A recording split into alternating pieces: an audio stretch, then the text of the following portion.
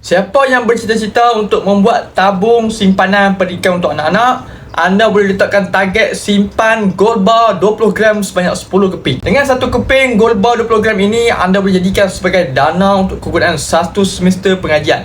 Bermakna 10 keping cukup untuk 5 tahun pengajian. Gold bar 20 gram ini harganya hari ini sekitar 12,800. Sebagai permulaan, anda boleh daftarkan akaun anak-anak bersama Pabigo secara percuma. Kemudian anda boleh menabung di akaun emas Gap atau Gold Accumulation Program mengikut bajet anda serendah RM100. Sekarang untuk akaun anak-anak di bawah umur 18 tahun, anda kini boleh menabung serendah RM50 dengan kaedah auto debit. Simpanan ini adalah dalam bentuk gram emas. Apabila cukup 20 gram emas dalam akaun Gap, anda boleh arahkan sistem untuk keluarkan emas ini untuk anda simpan sendiri. Tiba masa bila anak anda ditawarkan tempat pengajian di universiti, anda boleh jual gold bar 20 gram ini di mana-mana cawangan Pabigo untuk dapatkan harga terbaik.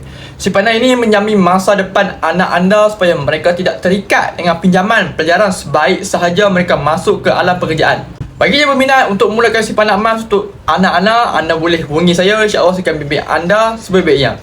Ingat, jangan kaya buat simpan sampai kita kaya.